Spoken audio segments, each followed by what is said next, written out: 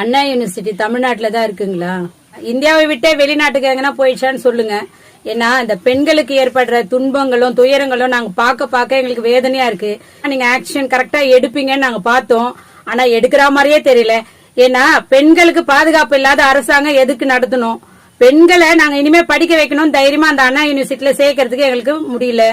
இது தவறு நடந்தா நாங்க எந்த அதிகாரி கிட்ட சொல்லணும், இல்ல முதலமைச்சர் கிட்ட தான் சொல்லணுமா?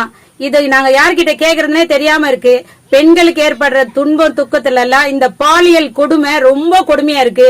இத தட்டி கேட்க இந்த காவல்துறை முன் வரணும், இல்லையா முதலமைச்சர் முன் வரணும். இப்படி எல்லாம் செய்யாம இருந்தீங்கன்னா நாங்க கண்டிப்பா ஆக்ஷன் எடுக்க நாங்களே இறங்கிடுவோம்.